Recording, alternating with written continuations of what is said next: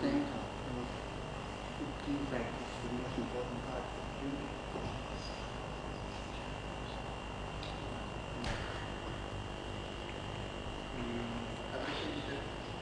Just the one and then second one. 98. The butter. Loose more.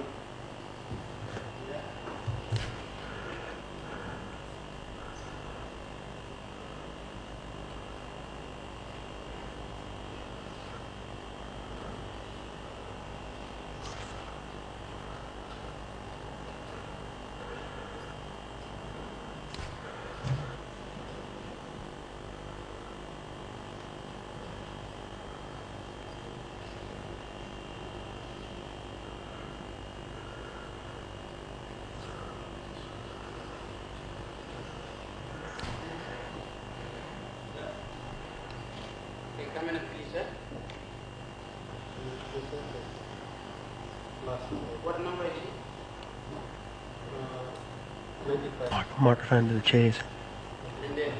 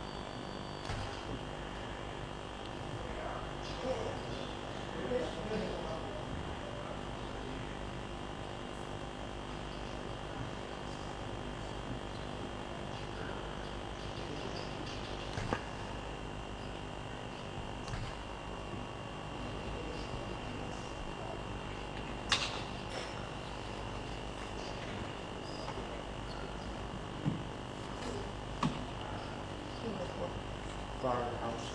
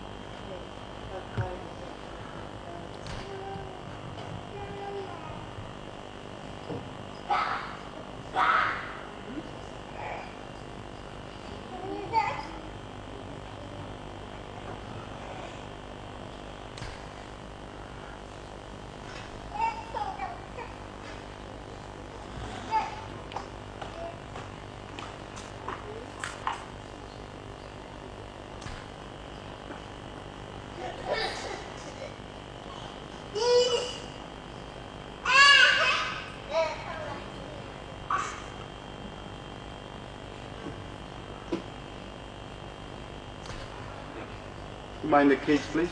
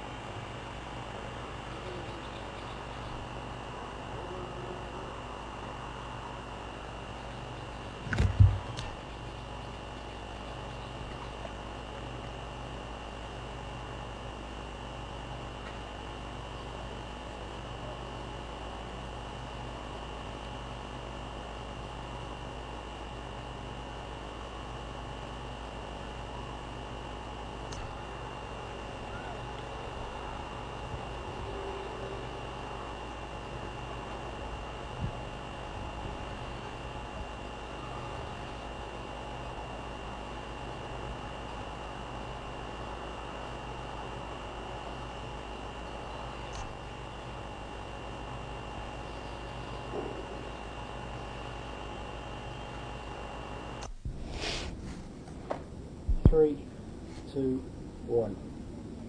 Mr. Namaliu, there is talk of repatriation of the refugees. When do you see this happening, and how do you see it happening?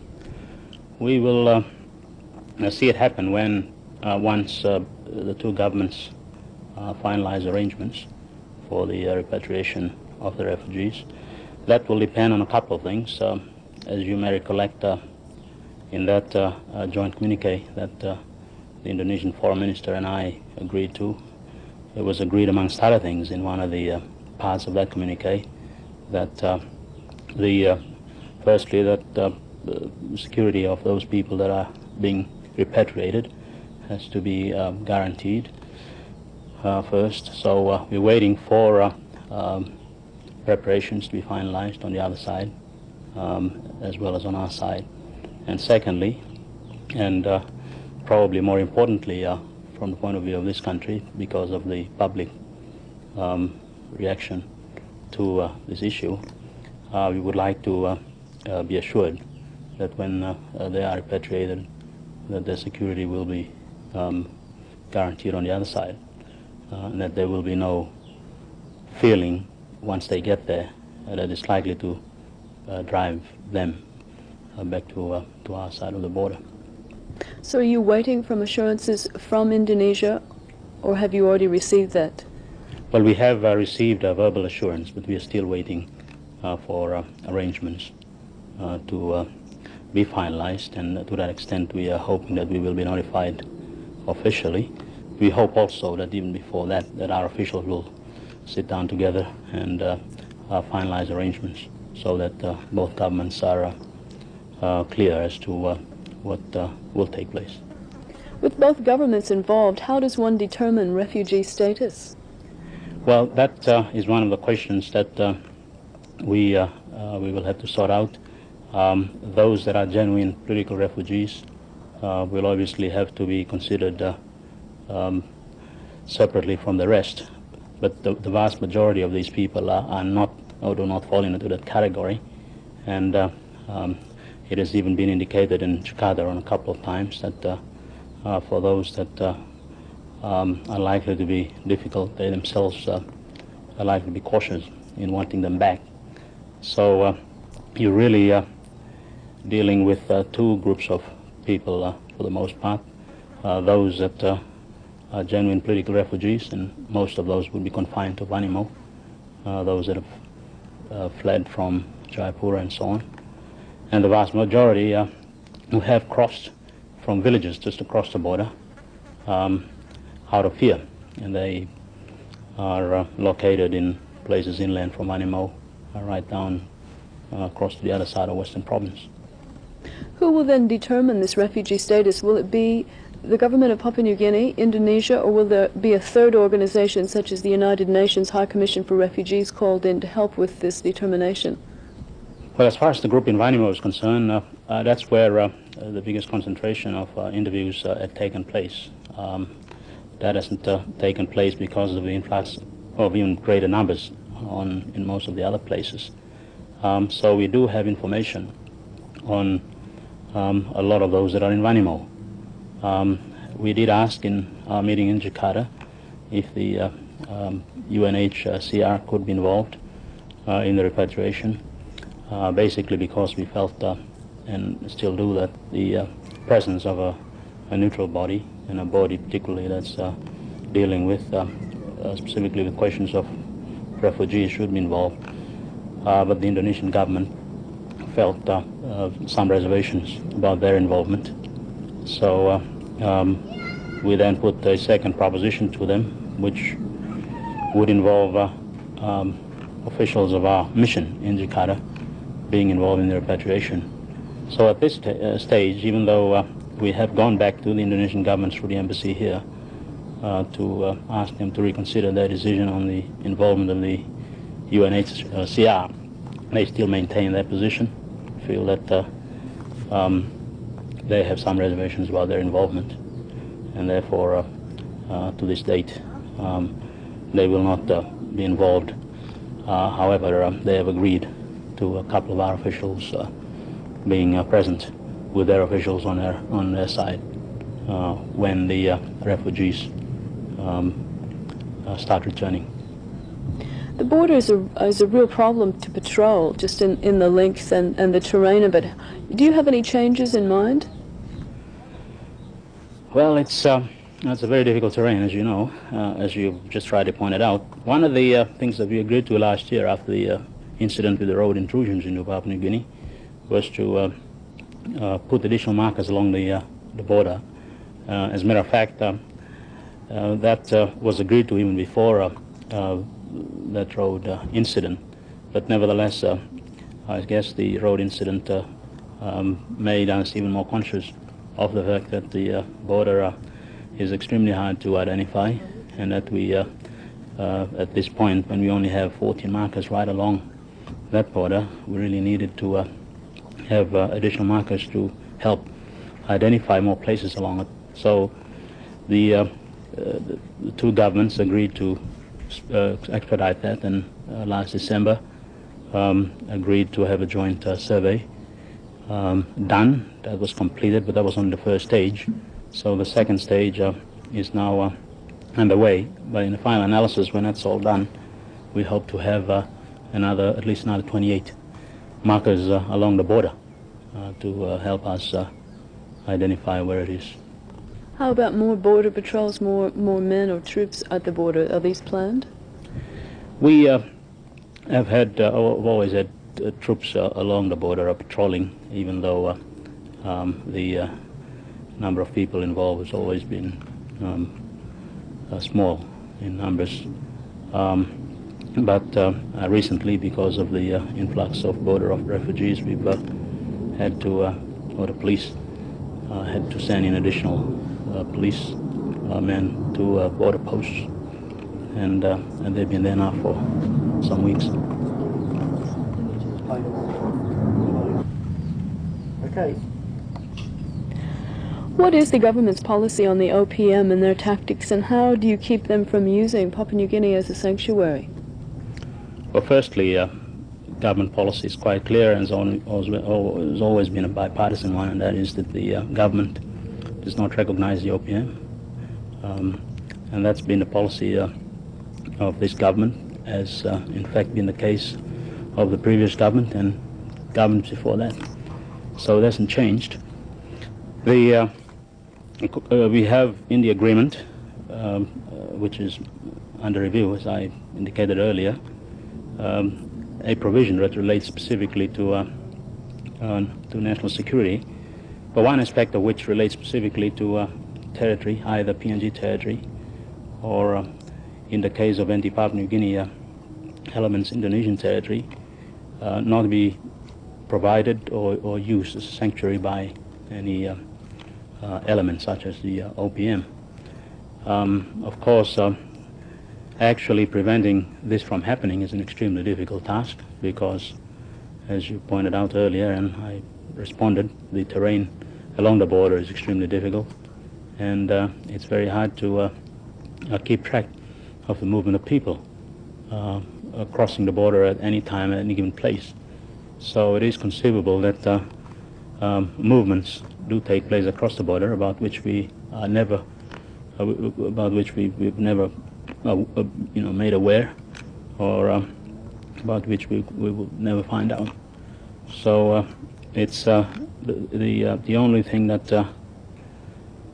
has assisted us in the past and will continue to do so in the future is that where there are border posts, we have people on border posts, so there are officials along the border, then it would that would assist us in identifying crosses, and also help us to identify whether crosses are traditional crosses, in which case they don't have to have normal immigration documents, or whether they are non-traditional crosses, in which case we will then have to find out whether they've got valid passports and that sort of thing. But keeping track of the OPM is a very difficult task, and by the very nature of their activities, they operate in such a way that they try to avoid being caught by authorities, either on their side or on our side. So it's one of those difficulties that continues to exist. Looking at the rate of negotiations between you and Indonesia, do you have any kind of date in mind when repatriation of the refugees could begin? I've heard estimates next week, next month, next year. Well, at this point, we do have a suggested program, but I'm not sure that I can put a date to it until we've had some consultations with the Indonesian government. You know, it has to be a mutually agreed program. But it could be next month.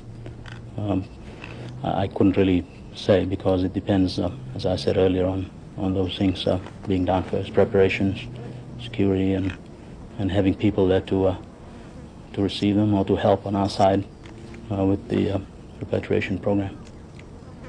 Thank you very much for your time. Thank you. We can get you to do what you feel comfortable, but maybe just having a bit of a chat around. Yes, sure. Talk Yeah. to Jeffrey. Yeah. I talked to the director of the museum. Okay.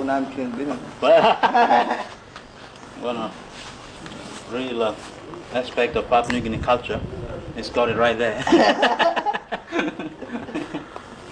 We had somebody up on the roof there dancing and jumping and screaming a little while ago. See one of your... I don't know.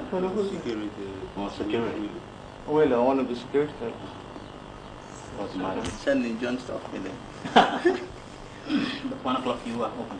We open at 1 o'clock, but we set it up the barbecue. We provide the barbecue lunch for anybody interested in buying lunch to make extra dough. And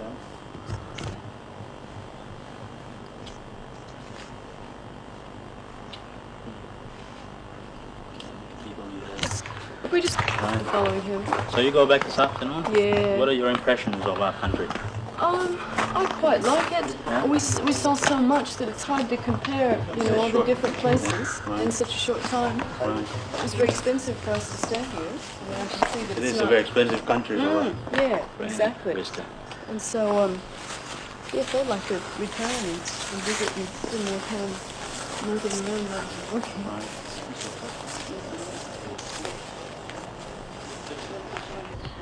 Rolling for noddies. Oh, yes. Somebody should sit over there and help me out. I probably will. Talk to me. Why?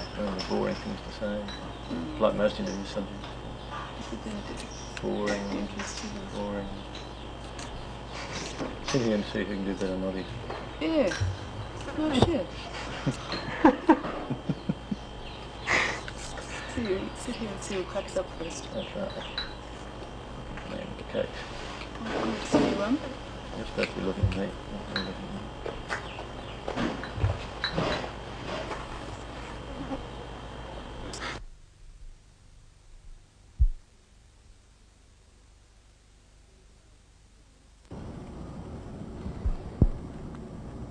Okay, Margaret, speak. Okay.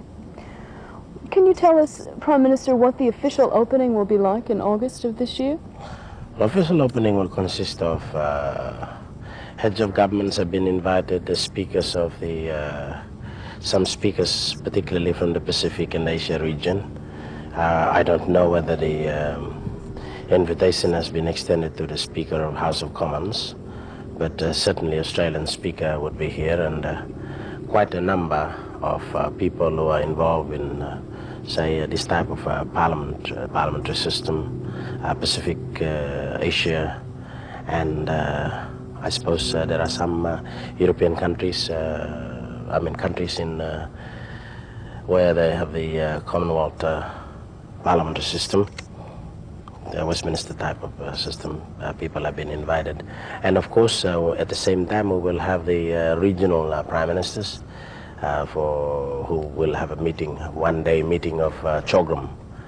This is a regional Commonwealth meeting. We thought, seeing that everybody would be here, would like to coincide the meeting with the official opening of Parliament. What does this new Parliament House mean to you personally? Well, to me personally, it would be a very proud moment because laying of the foundation stone at the eve of independence in 1975 by Prince of Wales. We're going towards the 10th decade of independence, and with the 10th anniversary celebrations coming up, it'll be 12 months short of opening of that parliament, and it's a great pride. For me personally, it's something that I have initiated with the former speaker, who is now the Governor General, and I feel that it'll be a very proud moment for me as an individual, and also for my country. What do you think the new Parliament House then means to the people of Papua New Guinea? I think it will prove that we people some years ago have said that, you know, we don't know what Papua New Guinea is going to end up. There were people who are still here who thought, you know, Papua New Guinea would not follow the pattern of a democracy that has existed in some places. And I just want this moment to prove them wrong, that Papua New Guinea has tried democracy. It has worked. We have a change of government in 1980. It was effective change of government within the floor of Parliament, even though we didn't go to the elections. But it is something that we have proven in this region, that democracy can survive. And with the parliament building as such, it's something that it's worthwhile for our future generation to think about. When they think of it, when our ancestors started off, we thought, you know, from the Stone Age to this type of democracy, it's something quite unique. Thank you very much. Thank you. Can we just get you? Parliamentary committee will be reporting to the House. I think it will be supported by the House. I don't want to preempt it, but I'm sure that this is what's going to happen. And of course, there will be quite a number of legislations, which I think we've got about more than 10. Yeah, more than 10. Legislations. It'll be a short meeting. The short one here, most of them are very impressed. I hope that we can maintain it and keep it that way for long.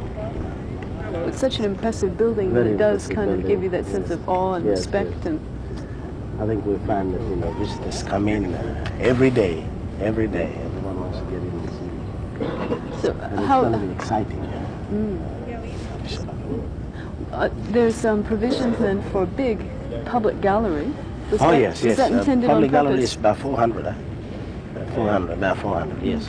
Oh yeah, that's for the purpose, because in the last old House of Assembly, Legislative Council, then became Parliament. It's very, we can only take 30, 40, or almost 100. Get up the stairs.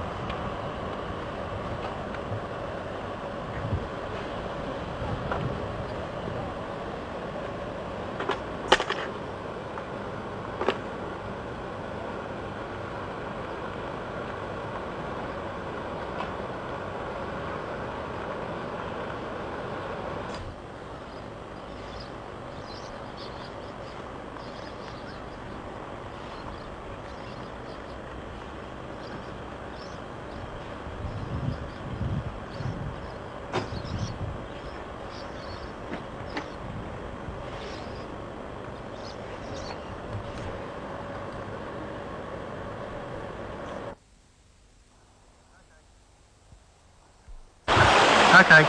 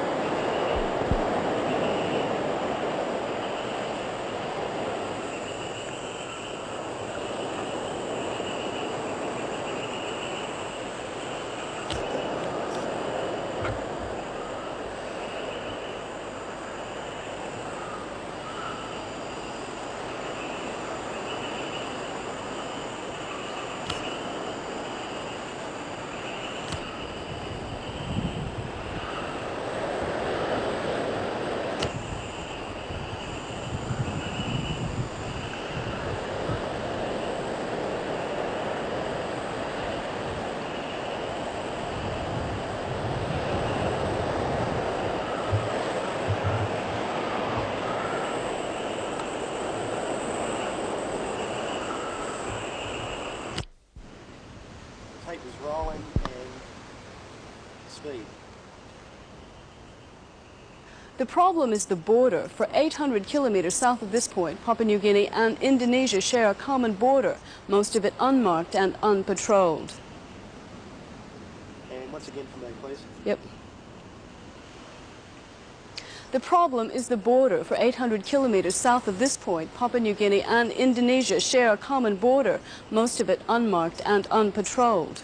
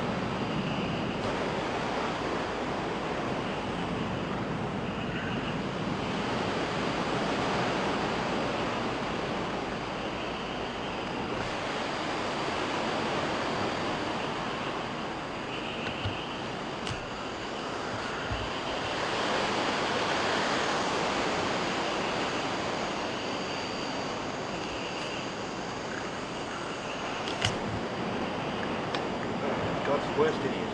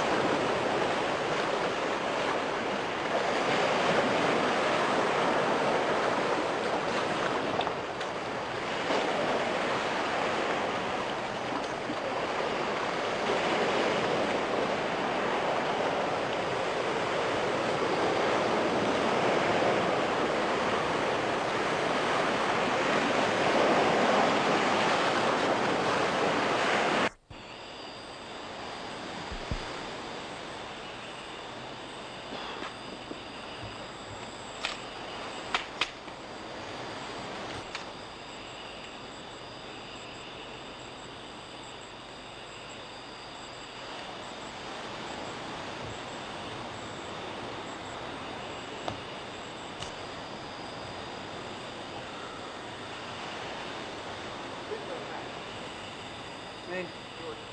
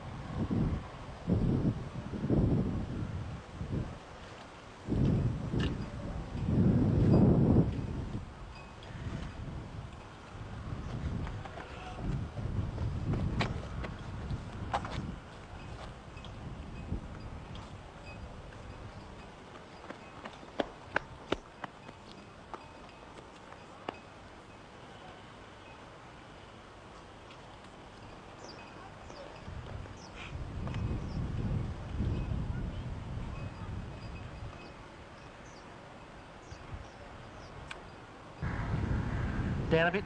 Work.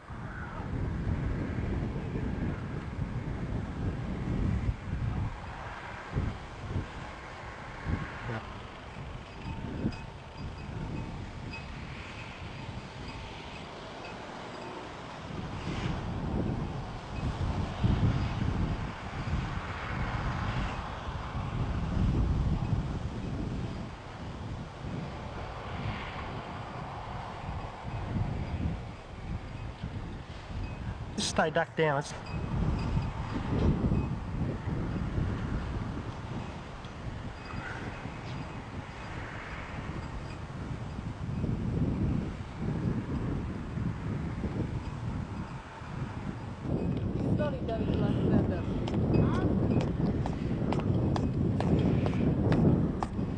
Hi.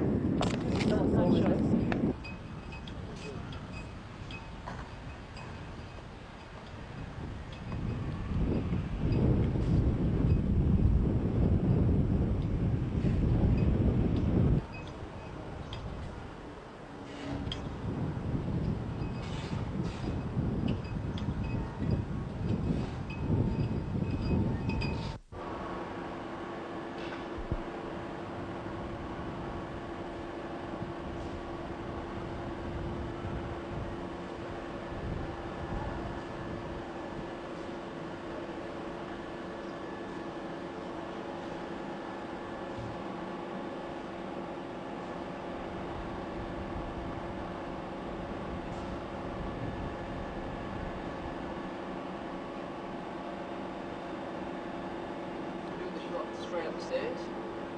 The contract.